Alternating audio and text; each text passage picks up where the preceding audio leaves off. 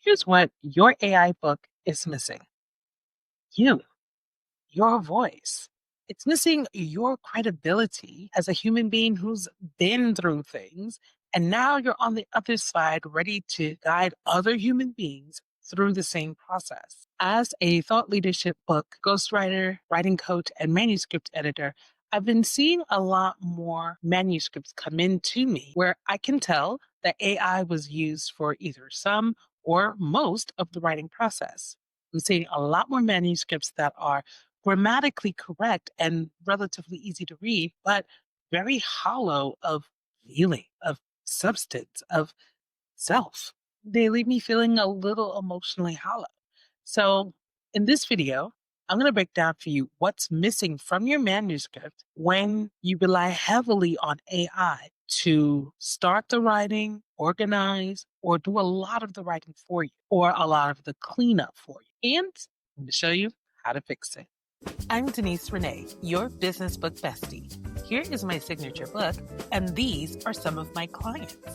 I help professionals write books that make their business, career, or thought leadership brand visible. Hey, book writing besties. I've placed timestamps down below for you and in the description to help you navigate this video. Please be sure that you like this video, subscribe to the channel, and ask your book writing questions in the comment section below. Now, I want to start off by talking about my stance on using AI in the creative process. Right off rip, I want to say that in general, I'm not against using AI responsibly. I use AI now in my own writing process. I use AI more as an assistant rather than a tool to help me think and organize. So if you'd like to learn a little bit more and dig deeper into that, or if you want to borrow some elements of my process and integrate it into your own, check out this video on my channel, and I'll leave it linked in the description box for you so that you can watch it later. So I want to talk about pros and cons of AI written or AI assisted manuscripts. Now, in my line of work as a content creator, as a manuscript editor, as a person who knows what it takes to write books from scratch, to come up with original thoughts, and I learned way back in the last century how to organize my thoughts and how to present my ideas. And even as a musician who knows how to create music from scratch from an idea in my head, I can spot AI generated content a while away. Now, I'm not gonna lie, sometimes some things, some videos, some pieces of content are very, very good, and or a human really edited it very well so that it kind of gives you like a more seamless and very soulful piece of content. Now, as a manuscript editor, I am a little thankful that I'm starting to get more manuscripts that are a bit more readable. Grammatically, they flow a lot nicer. Thematically, the author's ideas are coming in a bit more organized, which is nice. Even though low key is kind of taking away a little bit of my job as a structural editor, but not all, because there's still work for me to do. I'm glad that concepts are not flying all over the place. But my spidey senses start to tingle when I don't really feel that much of the author through the text. It just seems too polished, too bland and generic. It's like the author was so concerned about getting everything perfect or making it sound good against what I'm not sure, that they trusted the AI's version more than they trusted their own human voice. One of my past clients said this about my ability to pinpoint issues in a manuscript. Hire her. She can see certain things. She can hear texture in a manuscript. She can feel the vibe that is going and the direction is going in. I mean, low key, if you want, you can just call me a manuscript whisperer.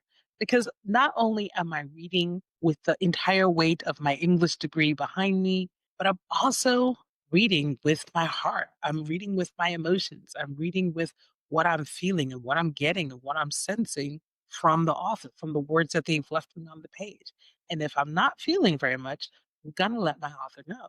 Because if I'm not feeling it as a professional reader, your readers who are not professional readers, they're going to feel it first, long before they have the language to articulate what's wrong or what's missing. Now, I always start my editorial engagements off with what I call an editorial assessment. Now, an editorial assessment is where, number one, I go old school. I literally print out my client's entire manuscript.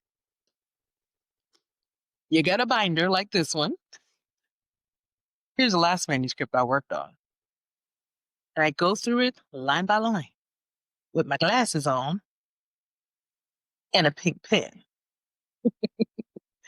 I make notes in the margins and I really interact with the text. And then I let you know at least three things that are working well for your manuscript and at least three areas where you can make some improvements. Now, if you're working on a manuscript right now and you're not sure what your manuscript needs next, or if it's ready to go and be published, visit writingwithdeniserenee.com/assessment to learn more about my editorial assessment service and to get started with your assessment. I'll leave the link for you down in the description box.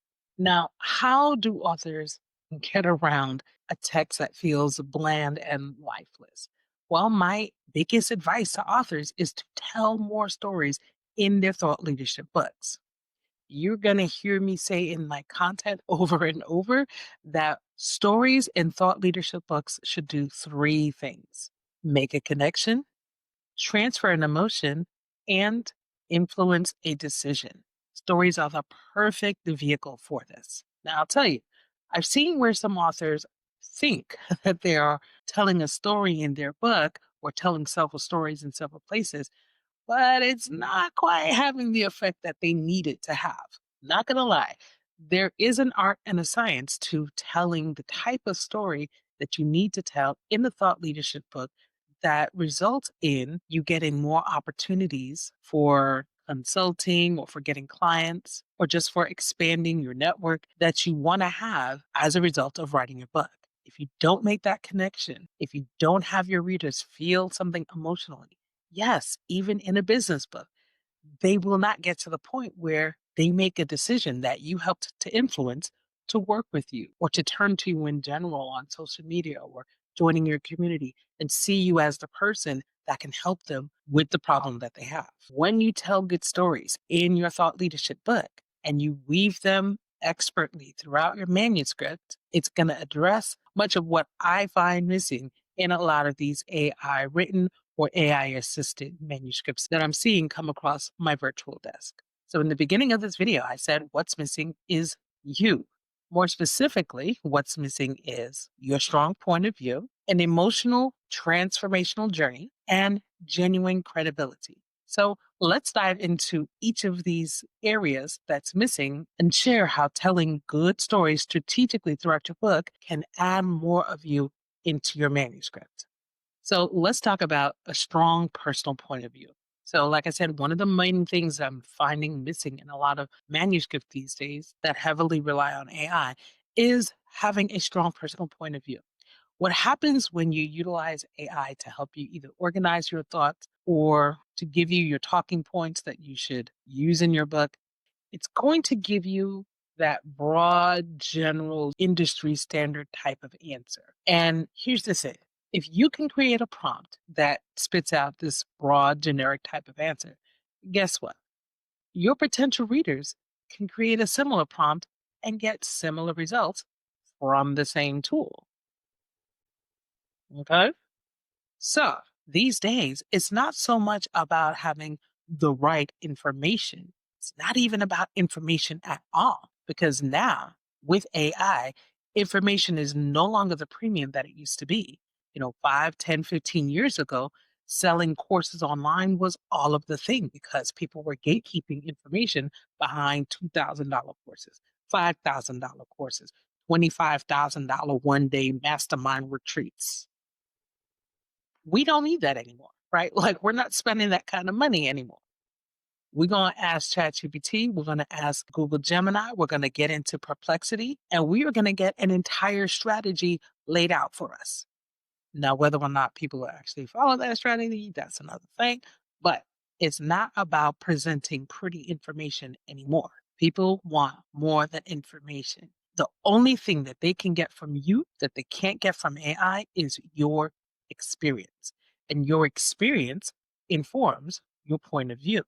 Now, sometimes when people talk about having a strong point of view, they're thinking about like someone as explosive and dynamic as a Gary Vee or maybe an Alex Hermosi. You don't have to be this big extroverted person You don't have to have, this big wide audience in order to have a strong point of view about something. You could be a calm, cool, and chill person like an Omar Altakori or a Chris Do, right? These guys have a much more chill persona, but they still have very strong points of view. So it doesn't matter what type of personality you have.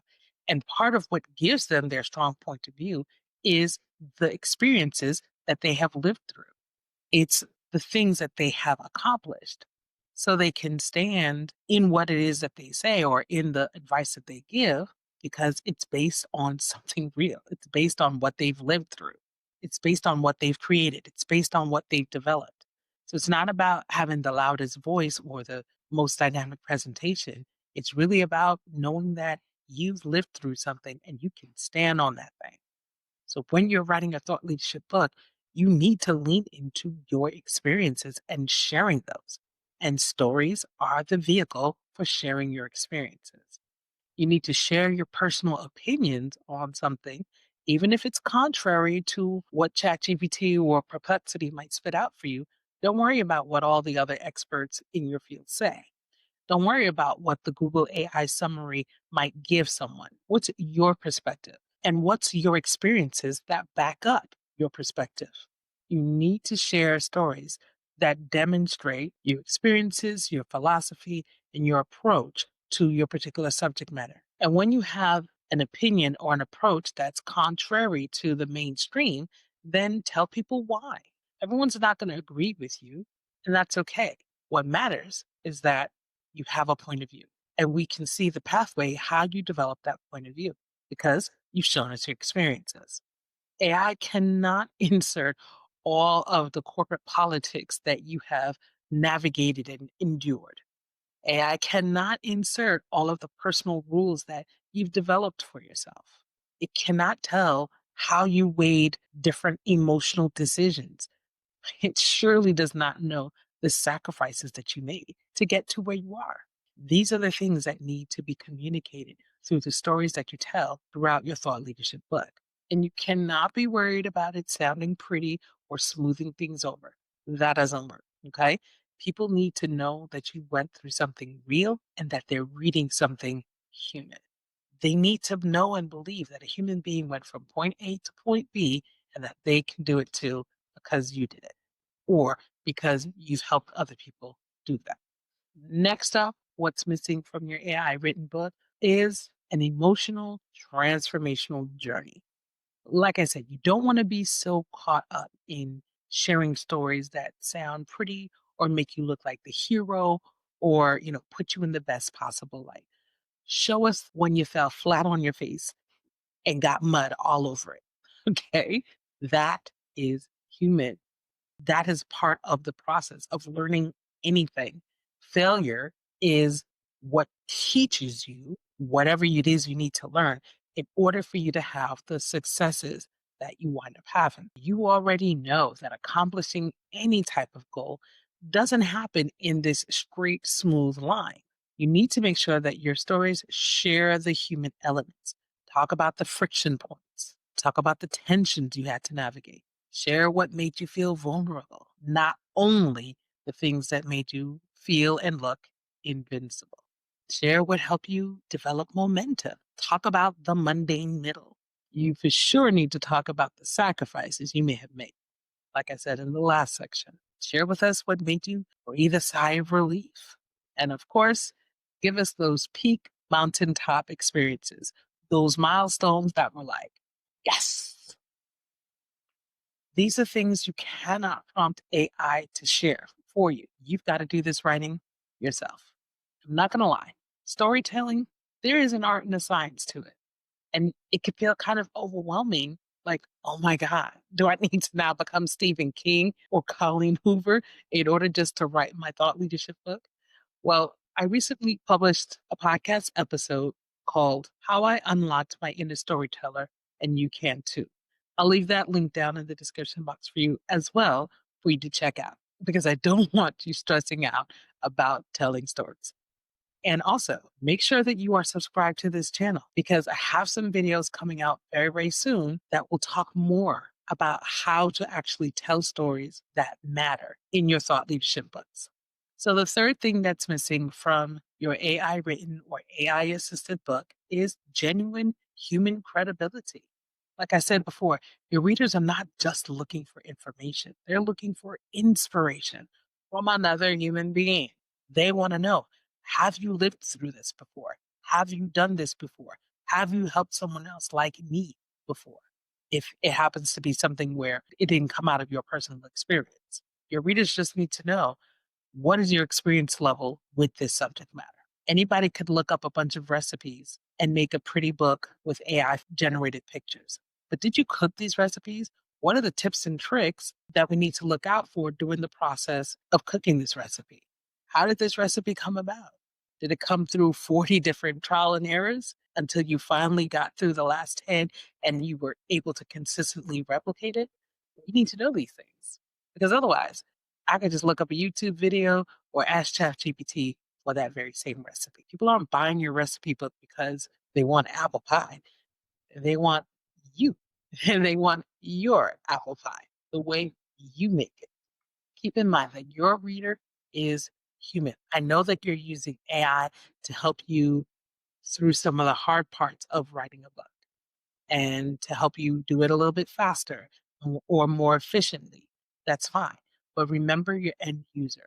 They are human and they're looking to your thought leadership book to solve a real and specific problem, something that's persisting, something that they're looking for help with, something that they actively want to change, either in their personal or in their business life. And at this point in 2026 and beyond, we have seen enough scammers. We have seen enough grifters. We have been fooled by enough AI or deep fake videos. You have to signal trust and credibility in the stories that you tell in your book so that people feel confident that you're not scamming them, you're not being a grifter, and you're telling them the truth that you have lived through. So, what's missing in your AI written or AI assisted book? It's you. How do we overcome that? Tell more stories, but specific types of stories.